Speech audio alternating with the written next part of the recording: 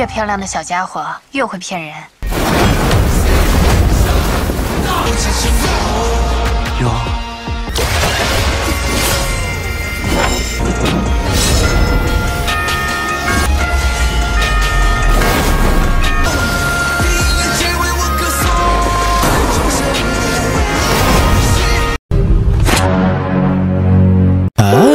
Para Sudaders, kuma kabarna damang sadana dengan saya si Otong kembali lagi di channel ini Ngali Film. Pada episode kali ini kita akan membahas alur cerita dari film yang rilis pada tahun 2024 untuk bagian yang pertama. Dan tidak usah berlama-lama lagi, mari kita mulai ceritanya.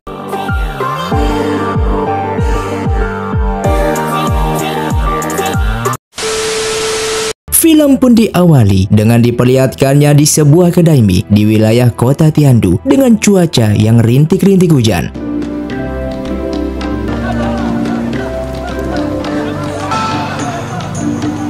Terlihat seorang wanita berbaju putih yang sedang menunggu pesanannya dengan mengatakan kalau cuaca hari ini sangatlah panas, padahal cuaca sedang hujan. Lalu datang lagi wanita yang lain bernama Wen Xiao yang merupakan pendekar pemburu siluman yang duduk di samping wanita tersebut. Kemudian ia meminta pesanan kepada pemilik kedai untuk dibuatkan semangkuk mie. Kedua wanita itu saling menatap satu sama lain karena mereka berdua yang tidak saling mengenal. Lalu Wen Xiao mengatakan kalau ia tidak bisa membaca. Oleh karena itu ia meminta tolong kepadanya untuk membacakan tulisan yang di guci kecil ini, apakah garam atau gula. Dan wanita tersebut menjawab kalau tulisan itu bertuliskan garam, padahal tulisan itu adalah gula. Dan dari sinilah Wen Xiao menyadari kalau siluman ini selalu berbohong kepada semua orang. Dan ia semakin yakin kalau wanita ini yang ia cari selama ini.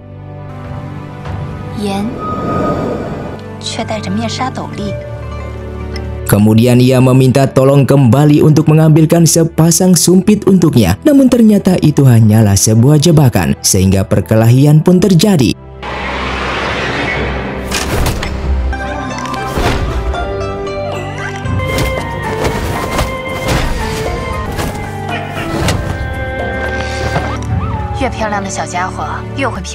Setelah ia berhasil menangkapnya, ia pun langsung meniupkan sebuah serbuk bius yang berguna untuk melemahkan tenaga dalam spiritual siluman, yang ternyata wanita ini adalah seorang siluman kelinci.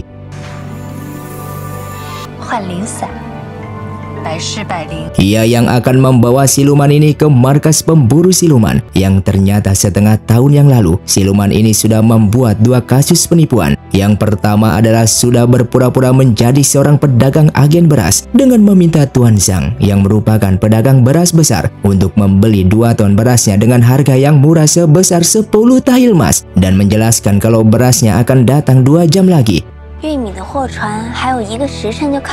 Penipuan itulah membuat Tuan Zhang diusir oleh istrinya dengan menganggap kalau suaminya ini memiliki istri baru.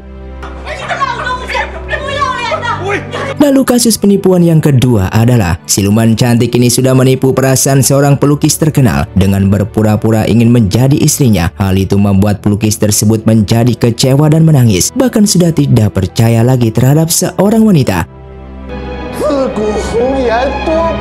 Siluman ini lalu menjelaskan kalau ia melakukan ini semua karena Tuan Zhang yang merupakan seorang pedagang beras besar di kota ini selalu menimbun berasnya di saat harga beras turun dan akan menjualnya di saat harga beras naik, yang membuat para warga di sini banyak yang kelaparan karena tidak bisa membeli beras. Sedangkan pelukis itu merupakan pria yang tidak setia dan memiliki banyak wanita, yang membuat para wanita menjadi korban sakit hati terhadap perilakunya tersebut. Wen Xiao lalu menjelaskan, walaupun tindakannya itu berniat untuk menolong mereka, namun apa yang sudah dilakukannya adalah salah, karena di dunia ini terdapat manusia yang jahat dan baik yang selalu bertentangan dan akan mendapatkan hukuman secara masing-masing sesuai perbuatannya. Maka dari itu, seorang siluman tidak boleh ikut campur dalam urusan manusia, sehingga ia akan tetap membawanya ke biro pemburu siluman.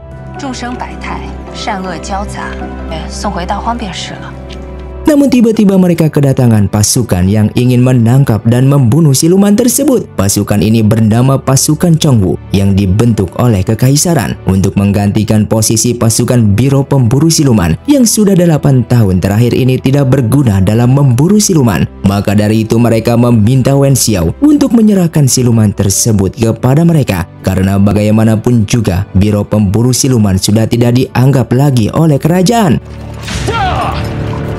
把妖兽给我交出来！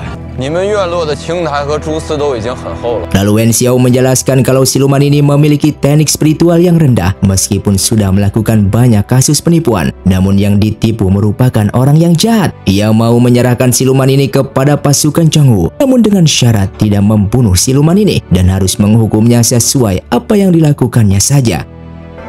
虽口吐谎言， Mendengar hal itu, pasukan itu pun mengatakan kalau Wen Xiao diselamatkan oleh siluman sejak kecil. Wajar saja jika Wen Xiao selalu membela siluman, namun tidak untuk mereka yang merupakan pasukan Chongwu yang memiliki tugas untuk membunuh semua siluman yang sudah berkeliaran di alam manusia ini.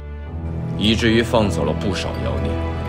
Dan ketika Wen Xiao ingin melindungi siluman tersebut, tiba-tiba tubuhnya menjadi lemah sehingga ia meminta siluman itu untuk segera pergi dari sini. Namun itu sudah terlambat karena anak panah sudah menancap ke punggungnya yang menembus jantungnya.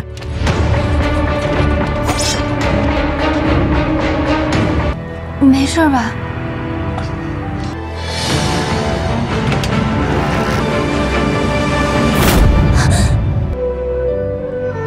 Pasukan Chongwu yang sudah pergi dan Wen Xiao yang hanya bisa menangis karena ini semua kesalahannya yang membuat siluman kelinci ini harus mati. 你是在怪我吗？小小的船，沉重的满是湿的针，留着人沉默。一心事有一个一场梦，一双手。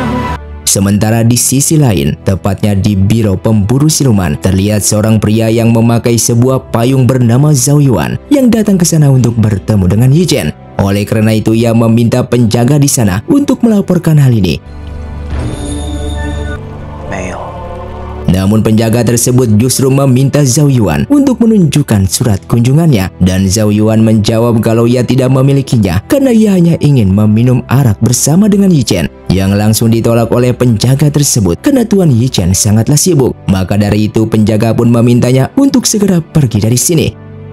Zhao Yuan yang kesal lalu memperkenalkan dirinya yang merupakan seorang siluman bernama Zhao Yuan. Siluman yang selalu diincar dan diburu oleh Yi Chen. Dengan mendengar nama Zhao Yuan, sesaat penjaga tersebut seperti mengenal namanya yang membuat ia lari dari sana. Zhao Yuan yang langsung masuk ke dalam dan bertemu dengan Yi Chen yang merupakan pendekar pemburu siluman sehingga pertarungan pun terjadi. Yi Chen yang menggunakan pedang Yingguang dari klan Bingyi. Sesaat Zhao Yuan pun begitu terkejut yang ternyata pedang tersebut berada di tangan Yi Chen yang merupakan salah satu pedang yang mampu membunuh dirinya.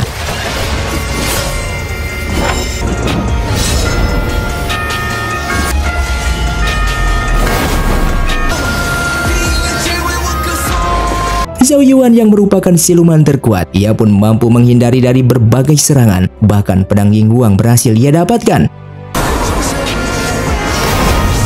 Tak hanya itu, ia pun meremehkan Biro Pemburu Siluman, yang dimana selama 8 tahun terakhir ini mereka seperti tidak berguna. Oleh karena itu ia datang ke sini untuk membantu mereka. Yi Chen yang menolak bantuannya karena Zhao Yuan merupakan siluman jahat yang 8 tahun yang lalu pernah membantai pasukan Biro Pemburu Siluman, bahkan membunuh ayah dan kakaknya. Oleh karena itu hari ini ia ingin membunuhnya dengan tangannya sendiri untuk balas dendam. Mendengar ancaman itu, Zhao Yuan mengatakan kalau sebilah pedang Yingguang saja tidak akan bisa membunuh dirinya. Lalu ia pun menggunakan kekuatannya. Hanya sekali ucapan dengan kata bergerak, tiba-tiba genteng yang berada di sana seketika bisa dikendalikan olehnya dan langsung menyerang Yi Chen.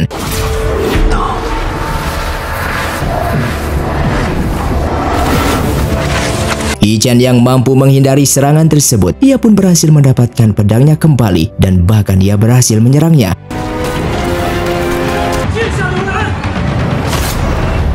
Namun tiba-tiba datang seorang pria yang bernama Tuan Fan Ying yang mencegahnya untuk membunuh Zhao Yuan. Lalu ia menunjukkan sebuah surat dan bertanya apakah benar surat ini darinya, yang berisikan alasan Zhao Yuan datang ke sini untuk bergabung dengan mereka. Dan Zhao Yuan pun menjawab kalau memang surat itu miliknya.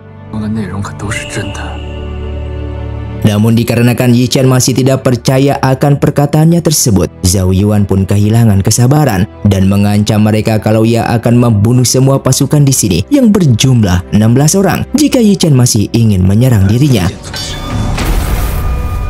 Oleh karena itu ia akan membuktikannya. Ia pun langsung menggunakan kekuatannya kembali yang membuat salah satu prajurit di sana mati dengan kondisi jantung dan pembuluh darahnya pecah.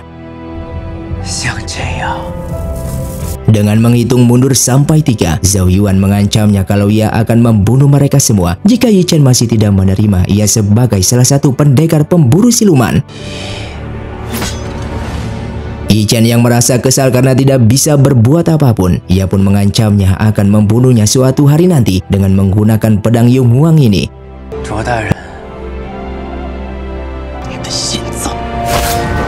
Mendengar ancaman itu, Zhao Yuan langsung memegang pedang tersebut dan menusukkan tepat di jantungnya. Ia lalu mengatakan apakah seperti ini yang diinginkan oleh Yi Chen. Sebelumnya ia sudah menjelaskan kalau Yi Chen tidak akan bisa membunuhnya hanya dengan menggunakan pedang ini.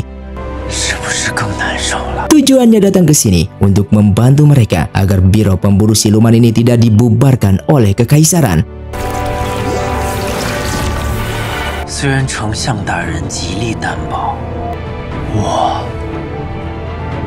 Singkatnya, ia yang dirantai di dalam penjara dan Yi Chen yang masih kesal kembali mengatakan kalau ia akan membunuhnya. Dengan waktu bersamaan, Wen Xiao yang kembali ke biro pemburu siluman, ia pun mendapatkan laporan dari penjaga di sana kalau markas mereka telah kedatangan seorang siluman yang saat ini berada di dalam penjara, yang membuat Wen Xiao begitu senang karena sudah beberapa tahun terakhir ini mereka tidak mendapatkan siluman. Namun di saat penjaga itu memberitahukan nama siluman tersebut yang bernama Zhao Yuan, tiba-tiba raut wajahnya Wen Xiao berubah menjadi terkejut dan langsung pergi untuk menemuinya.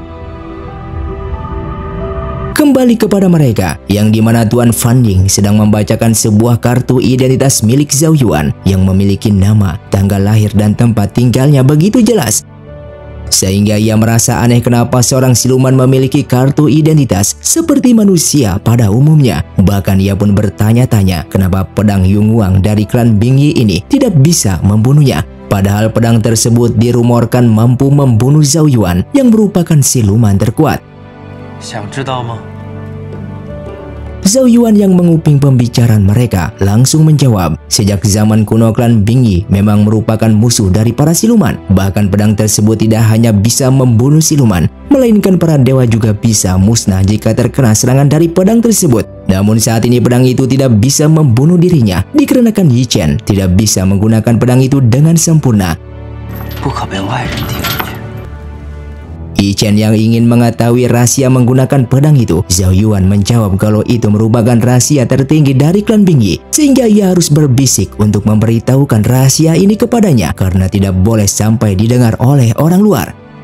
Namun Tuan Fan Ying mencegah Yi Chen untuk mendekatinya karena siluman ini sangatlah kuat dan juga licik. Lalu ia pun bertanya di dalam surat sebelumnya kalau Zhao Yuan ingin bergabung dengan biro pemburu siluman untuk membantu menangkap para siluman yang berkeliaran di alam manusia ini, terutama menangkap siluman air yang selalu menculik para pengantin di kota Tiandu beberapa hari ini. Dan apakah itu memang benar Zhao Yuan ingin membantu mereka? Lalu apa tujuannya ingin melakukan itu semua? Zhao Yuan menjawab jika ia tidak punya keinginan apapun dan tulus ingin membantu biro pemburu siluman. Dikarenakan pasukan Changwu selama bertahun-tahun ini sudah menyiksa dan bahkan membunuh para siluman. Ia yang merupakan siluman terkuat tidak akan membiarkan pasukan Changwu melakukan itu lagi, sehingga ia akan menangkap semua siluman yang berada di alam manusia ini agar tidak dibunuh oleh pasukan Changwu. Mendengar alasan itu, Yi Chen pun menjelaskan kalau pasukan Changwu membunuh para siluman akibat Zhao Yuan yang dulu 8 tahun yang lalu pernah membantai pasukan biro pemburu siluman. Bahkan ayah dan kakaknya telah dibunuh olehnya, sehingga saat itu pasukan Changwu berkuasa hingga saat ini dan ingin menggantikan biro pemburu siluman.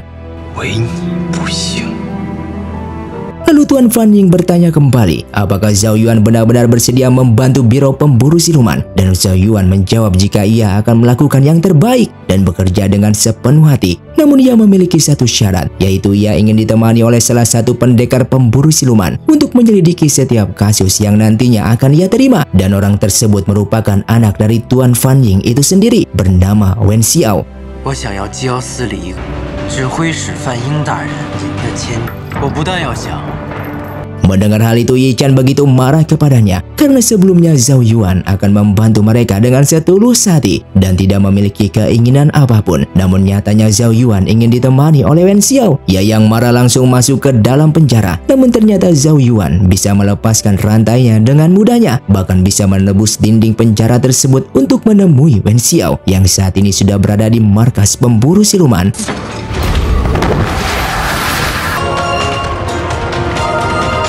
Yi Chen yang terkurung di dalam penjara. Lalu Zhao Yuan menggunakan kekuatannya kembali dengan ucapan kata mimpi yang seketika para penjaga di sana langsung tertidur. Bahkan dengan ucapan kata lindungi, seketika penjaga di sana menjadi anak buahnya yang akan melindunginya. Lalu ia pun kembali menggunakan kata mimpi yang membuat orang-orang di sana tertidur terkecuali Wen Xiao. Wen Xiao yang melihatnya, tiba-tiba ia mengingat sesuatu di sebuah tempat yang dimana ia sedang menangis melihat gurunya yang sudah tidak bernyawa. Lalu datang seorang pria bertopeng yang membawakan sebuah bunga untuknya, yang dimana bunga tersebut terdapat percikan darah dan bertanya apakah ini darah dari gurunya. Kembali ke masa sekarang, ia yang melihatnya seketika bertanya-tanya apakah kita pernah bertemu karena wajahnya seperti ia kenal. Di sanalah Zhao Yuan memperkenalkan dirinya yang merupakan seorang siluman, dan Wen Xiao mengatakan kalau ia tidak takut terhadap siluman karena siluman juga memiliki sebuah perasaan. 你好，我叫赵远洲。赵远洲大人，我腿不软了。 Yi Chen yang berhasil keluar dari penjara. Dengan cepat ia pun lari untuk menyelamatkan Wen Xiao. Namun nyatanya Wen Xiao justru berhasil mengancam nyawa Zhao Yuan dengan sebilah pisaunya yang sudah dioleskan obat bius yang berguna untuk melemahkan tenaga dalam spiritual siluman. Dengan percaya dirinya, Wen Xiao menjelaskan kalau obat bius ini hanya memiliki waktu sebentar. Maka dari itu ia meminta Yi Chen untuk mengurungnya. Namun Yi Chen menjawab kalau obat bius itu tidak akan mempan terhadap Zhao Yuan. Bahkan penjara bawah tanah pun tidak akan bisa mengurungnya. Mengetahui kalau Zhao Yuan sedang berpura-pura pingsan, ia pun meminta Yi Chen untuk menggores tubuhnya dengan pisau ini. Zhao Yuan yang mendengarnya begitu ketakutan dan dia langsung pergi dari sana menuju penjara. Dan film pun bersambung. Terima kasih untuk kalian yang sudah menonton video ini sampai habis. Sampai jumpa di video selanjutnya. Saya pamit urang dari ningali film Xiao Tong undur diri dan salam Sundaners.